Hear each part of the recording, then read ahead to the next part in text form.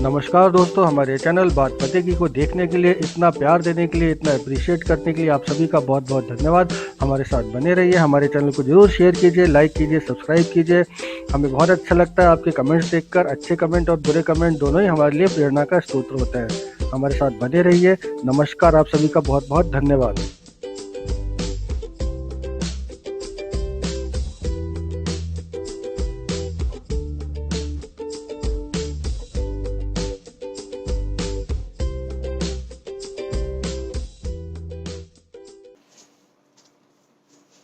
नमस्कार, मैं डॉक्टर सुधा।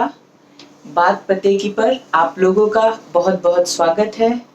और आज हम बात करने जा रहे हैं एक ऐसी बीमारी, एक ऐसी तकलीफ जो आजकल हर दूसरी लड़की में या हर दूसरी औरत में बहुत कॉमन हो गई है। पीसीओडी आज एक ऐसी बीमारी है जो कि आप पहले बहुत सुनने में ये नहीं मिलती थी। पहले शायद लोग इतने अवेयर भी नहीं थे कि लड़कियों को या महिलाओं में इस प्रकार की कोई दिक्कत होती है।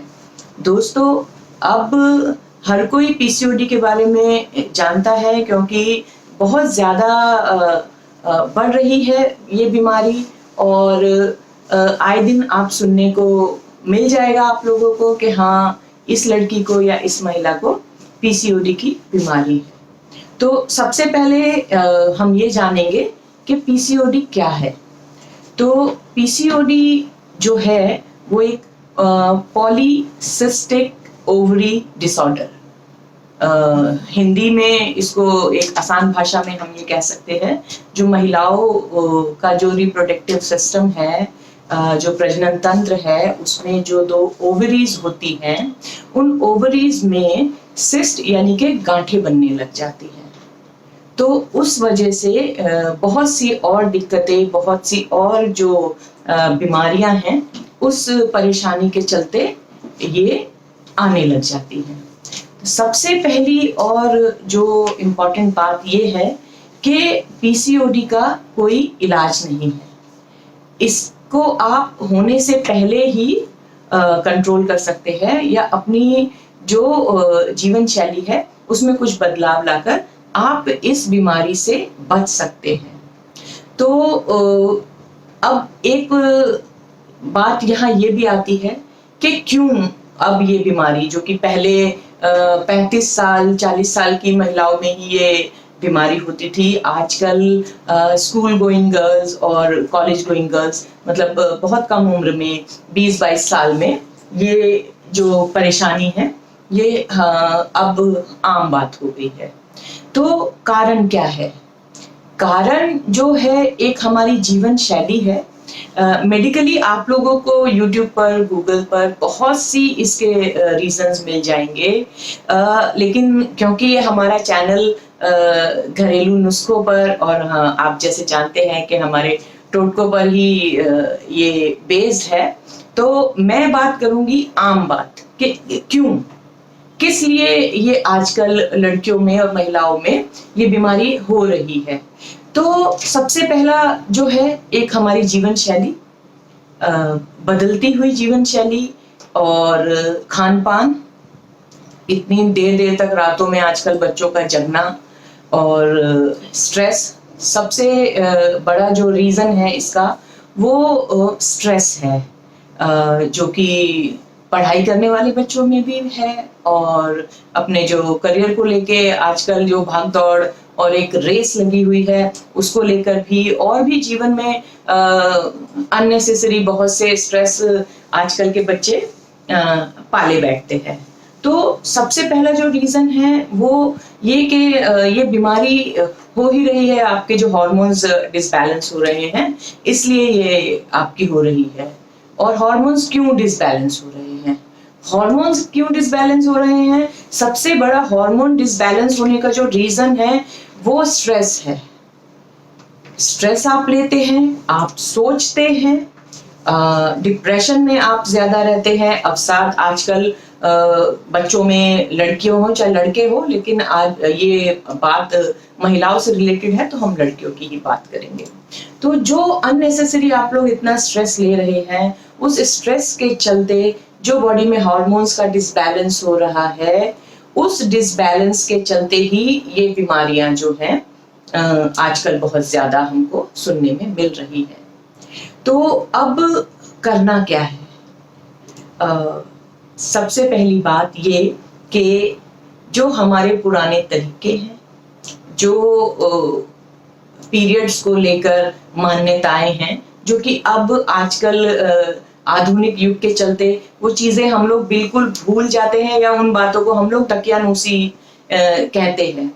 तो ध्यान क्या रखना है? ध्यान सबसे बड़ी बात का ये रखना है कि जब भी लड़कियों को पीरियड्स हो रहा है तो कम से कम 3 दिन तक आपने ठंडा और खट्टा नहीं खाना है।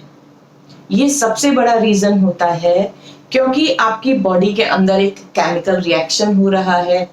आपका शरीर एक पर्टिकुलर टेम्परेचर पे ही किसी चीज को थ्रो आउट करता है, आपके शरीर से बाहर फेंकता है। जिस तरीके से एक पसीना आपका शरीर एक टेम्परेचर पे ही फेंकेगा। एसी में बैठे हुए कभी भी आप लोगों का शरीर जो है पसीना बाहर नहीं फेंकेगा। जब आप खाना खाने के बाद तुरंत बर्फ का पानी या आइसक्रीम खा रहे हैं तो कभी भी हमारी आंतें जो एंजाइम उसको एक पर्टिकुलर टेम्परेचर पे रिलीज करना है वो कभी भी नहीं करेगी।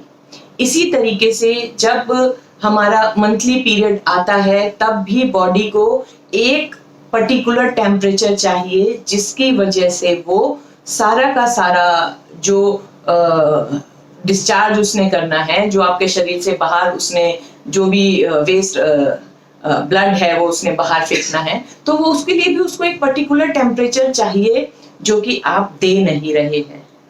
तो ठंडा और खट्टा जो है, जब भी हमारा पीरियड आता है और लड़कियां ना ठंडे का परहेज करती है ना खट्टे का परहेज करती हैं, तो ये सबसे बड़ा रीजन है वो चीज धीरे धीरे धीरे धीरे डिसबैलेंस असामान्य हो जा रही है।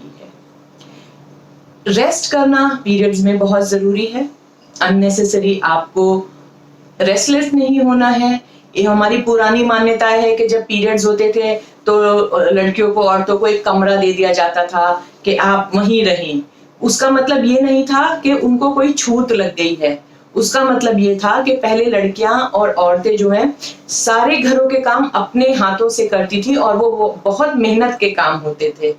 तो उन दिनों में उनको वो मेहनत ना करनी पड़े, उनके शरीर को वो आराम मिले, इसीलिए उन्हें एक अलग कमरे में रहने के लिए कहा जाता था। अगर ये भ्रांतियां इनके साथ नहीं जोड़ी जाती तो शायद इन सब चीजों को कोई फॉलो भी नहीं करता कि आप किचन में नहीं जा सकते हैं, आप मंदिर में नहीं जा सकते हैं। ये पुराने जमाने की मान्यताएं थी कि हाँ इस तरीके से बोलेंगे तो लोग मानेंगे। अगर उस टाइम पे ये कहते कि इस औरत को आराम देने के लिए हम अलग कमरे में रख रहे हैं, तो आप यकीन मानिए कोई भी इस चीज को नहीं मानता। उस हालत में भी औरतों से काम कराया जाता। लेकिन रेस्ट बहुत जरूरी है। आज हम आधुनिक युग में हैं और इन सब चीजों पे इतने इतने ऐड भी बनते हैं कि भाई क्यों लड़कियां उस टाइम पे नहीं निकल सकती, फुटबॉल भी खेल सकती हैं, नाइट ड्यूटी भी कर सकती हैं। हाँ, सब कीजिए, लेकिन अपने शरीर का ध्यान रखना, अपने स्वास्थ्य का ध्यान रखना, ये आपकी प्रायोरिटी भी होनी चाहिए।